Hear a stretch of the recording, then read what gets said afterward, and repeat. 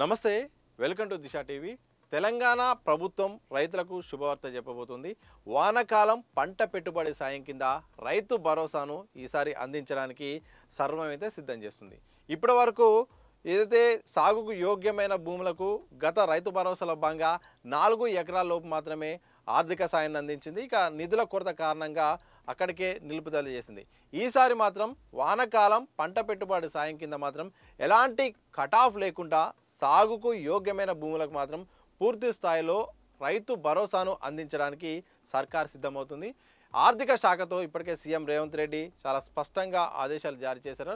ఎలాంటి ఆర్థిక పరిస్థితిని దృష్టిలో పెట్టుకొని అన్ని రకాలుగా నిధుల కొరత లేకుండా ఏ మార్గాలు ఉన్నాయో ఆయా మార్గాల నుండి నిధులను సమీకరించి ఈసారి మాత్రం రైతుల ఖాతాల్లో పూర్తి స్థాయిలో ఇక వాళ్ళకు భరోసా కల్పించేలాగా పంట పెట్టుబడి సాయం అందించాలని సీఎం రేవంత్ రెడ్డి ఆదేశాలు జారీ చేశారు. ఇక ఆర్థిక శాఖ కూడా నిధుల సమీకరణ వేటలో ఉంది.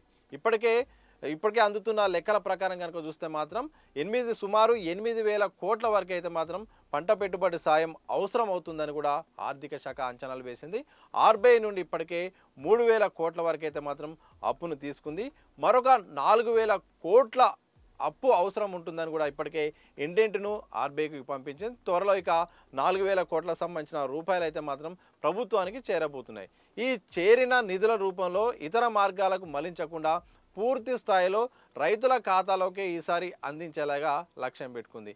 రైతు భరోసా ఎప్పుడు ప్రకటించే అవకాశం ఉందనే దానిపై మాత్రం సీఎం రేవంత్ రెడ్డి సోమవారం జూన్ 16న మాత్రం వ్యవసాయ యూనివర్సిటీలో జరిగే రైతు నేస్తం కార్యక్రమంలో భాగంగా ఆయన ఒక కీలకమైన ప్రకటన అనేది చేయబోతున్నారు. ఇదే సందర్భంలో గత యాసంగికి సంబంధించిన పంట పెట్టుబడి సాయంలో భాగంగా ఆర్థిక సమస్యల కారణంగా 4 ఎకరాల లోపున్న రైతులకు మాత్రమే పంట పెట్టుబడి సాయం అందించారు. దానిపైన కూడా ఒక స్పష్టమైన ప్రకటన చేసే అవకాశం ఉంది. చాలామంది రైతులు కూడా అసంతృప్తితో ఉన్నారు. గతంలో సర్కార్ అయితే మాత్రం యాసంగి పంట పెట్టుబడి సాయంలో భాగంగా ఎవరైతే సాగుకు యోగ్యమైన పంటను పండిస్తారో వారికి ఆర్థిక భరోసా కల్పిస్తామని సర్కార్ చెప్పింది. కానీ సాగుకు యోగ్యమైన భూమికి పెట్టుబడి సాయం కల్పించింది, కానీ అది 4 ఎకరాల లోపే కల్పించడంతో చాలామంది రైతులు కూడా నిరాశతో అసంతృప్తిగా ఉన్నారు. అందులో భాగంగా ఆ అంశంపై కూడా సీఎం రేవంత్ రెడ్డి ఒక స్పష్టమైన ప్రకటన చేసే అవకాశం ఉంది. ఇక వ్యవసాయ శాఖ మంత్రి తుమ్మల గారు మాట్లాడుతూ జూన్ 25 లోపు ఎలాగైనా రైతు భరోసాను అందించబోతున్నామంటూ కూడా ఆయన మీడియా చిట్ చాట్లో చెప్పారు. దీంతో ఇక దానికి సంబంధించిన అన్ని రకాల ఏర్పాట్లు చేస్తున్నాము. ఈసారి పండ్ల తోటలకు సంబంధించిన వాళ్ళకు కూడా ఈసారి రైతు భరోసా ఇవ్వడానికి కూడా ప్రయత్నాలు చేస్తున్నామని కూడా ఆయన స్పష్టత ఇచ్చారు. ఇలా మొత్తానికి మాత్రం ఏదైతే రైతు భరోసాను ఈసారి పూర్తి స్థాయిలో ప్రకటించాలి, ఆ అందించడం ద్వారా రైతుల్లో అసంతృప్తిని తగ్గించాలని సర్కారు పెట్టుకుంది. ఎందుకంటే మరీ ముఖ్యంగా జూలై నుండి ఆగస్టులో ఎప్పుడైనా స్థానిక సంస్థల ఎన్నికలకైతే సర్కార్ అయితే వెళ్ళబోతుంది. ఈ నేపథ్యంలో రైతుల నుండి అసంతృప్తిని తగ్గించడానికి వాళ్ళలో కాస్త భరోసా పెంచే లక్ష్యంతో మాత్రం ఈసారి మాత్రం రైతు భరోసాను ఎలాంటి నిబంధనలు లేకుండా కటాఫ్తో సంబంధం లేకుండా పూర్తి స్థాయిలో వారి అకౌంట్లోకి అయితే మాత్రం ఎకరాకు 6,000 చొప్పున రైతు భరోసాను అందించాలని ఒక లక్ష్యంగా పెట్టుకుంది. తద్వారా వచ్చే స్థానిక సంస్థల్లో మాత్రం ఇక పార్టీకి అనుకూలమైన పవనాలు వచ్చేలాగా, అలాగే ఎన్నికల్లో మాత్రం విజయం సాధించేలాగా ఆలోచన చేస్తున్నట్టు తెలుస్తుంది. అందులో భాగంగా నిధుల సమీకరణల విషయంలో ఇబ్బందులు ఉన్నప్పటికీ కూడా అన్ని రకాల మార్గాలను కూడా చూస్తున్నారు అధికారులు. అందులో భాగంగా ఇప్పటికే ఆర్బీఐ నుండి 7,000 కోట్ల సహాయాన్ని అయితే మాత్రం ఇక సర్కార్ అయితే మాత్రం లక్ష్యంగా పెట్టుకొని ఇక దానికి అడుగులు ముందడుగేస్తుంది. స్థానిక సంస్థల ఎన్నికలు జూలైలో ఉండే అవకాశం ఉన్నట్టు తెలుస్తుంది. జూన్లో ఎప్పుడైనా నోటిఫికేషన్ వచ్చే అవకాశం ఉన్నట్టు తెలుస్తుంది. ఇక ఈ నెల అంటే జూన్ చివరి వారంలో క్యాబినెట్ సమావేశం ఉండబోతుంది.